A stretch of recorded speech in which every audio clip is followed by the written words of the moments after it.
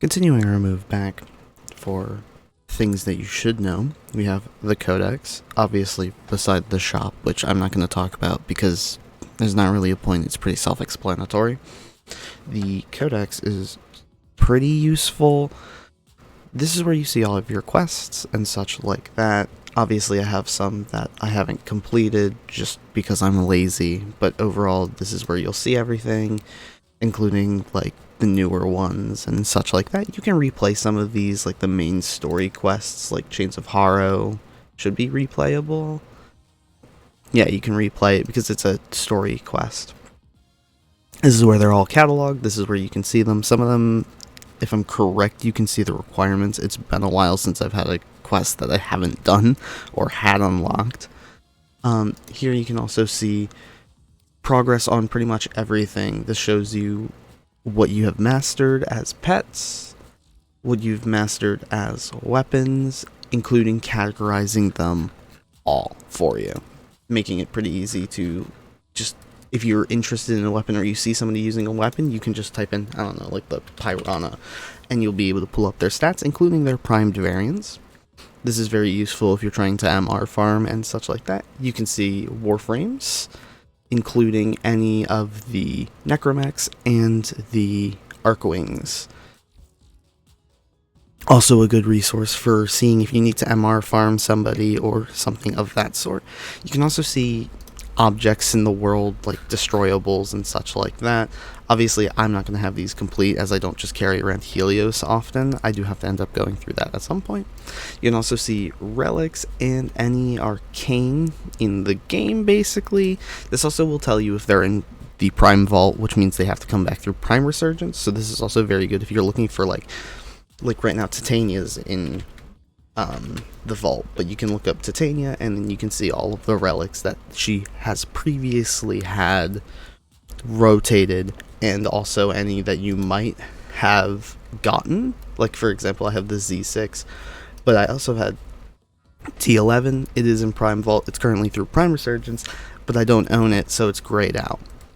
This is a very good resource if you're looking for anything specific. But they also did update the arcane system, which I'll talk about later. This also lets you see any factions, and this is a very important tab, really. You can come to Grenier, and obviously it lists it from most scanned to least scanned. But this also pops up and gives you their weaknesses, which is extremely important, because this will tell you that, yeah, puncture is really good for their armor, but it's neutral against their flesh. The green, if I'm correct, it goes up to 50%. I don't entirely remember, but these are the things that typically you would use against them, like viral because they use health, slash because they use health, and corrosive because it eats through their armor. But slash and blast will be weak against like 90% of the enemies in the game, other than like specific infested, so you probably don't use that a lot. Gas is the same way. It's a pretty weak element that I'll talk about more later. Also shows you your scans, where they're found, and also their drops, which these are extremely important if you're looking to farm specific mods. There's a mod that I was searching for called Sovereign Outcast, which is a stance mod. I had to look everywhere for that, but this is a pretty good way of knowing like what the weaknesses are. For example, magnetic is super good against Corpus because it deletes their shields basically, but their viral and slash will eat past that. Toxin's extremely good against Corpus because it goes past shields onto health like it does on us. So this is a very, very good like element to use against Corpus. Also their drops as well. Infested have weird weaknesses, for example gas, but even then gas isn't really too effective against them. Infested, pretty much you're building for survivability, not damage, because of just the amount there are, and also any toxin procs from ospreys. But obviously because of how condensed they are, gas does very much work as it's like an AoE damage type, so, but slash and heat will basically carry you through most missions for them. The same just goes pretty much with everything. This just shows how many scans you have, their weaknesses, their drops, and it's a pretty good useful resource for seeing all of this or getting it all scanned in so that you can use them in the simulacrum. Any scanned targets that you have completed codex entries on will be summonable over there, so it's always worth it to go and scan them and get them in your list. This also shows all of the mods, which can be extremely overwhelming because there are... I'm going to turn off my scroll wheel real quick. There are tons of them. It just goes, right? Obviously, you can narrow it down with selecting it, but at the same rate, it's still going to be a lot. This is, however, Hana Satya, this is a Soma mod sold by the Entrati. If you know the name of a mod, this is a really good place to find that. Like, I'm not clicked it. Like, condition overload. Ooh, look, there it is. It's dropped by all of these enemies. Down at the bottom there, these obviously don't tell you their drop percentage, but it does tell you what enemies do drop them, so you can farm them. Drops from these, for mods and such, are affected by drop rate boosters, so that could be a very good idea if you're looking for a specific mod. There are some rare mods, for example, Sovereign Outcast.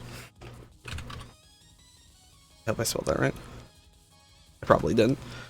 Sovereign Outcast is a pretty, like, hard to get mod, because it only drops from Tusk Heavy Gunners and Kuva Heavy Gunners, but it has a, like, below 0.1% drop rate. This took me forever to get. So always, if you're looking for a specific mod to round out a build, do remember drop rate boosters do affect that. You can also see the art gallery here, just if you have been collecting them or anything like that. Fragments for scannables and stuff like that. I'll talk about Lichs and Parvos on their own episode. That's a lot easier than explaining it here, because that can go for a while. The Laverian, which is these are like condensed Warframe lore stories. This basically lets you chill out, listen to the story, and that kind of stuff. Training, these are pretty extremely really basic versions of like how to learn the game. Like Sentinels aid Tenno, they can offer support. They can be modified. Very basic, very, very unhelpful, honestly. I wonder, does this still talk about channeling? Strikes, combos, berries because of auto block, slide aerial attacks, and then equip stance mods so you can do stance things, and heavy attack. It does not talk about that anymore. These are extremely basic.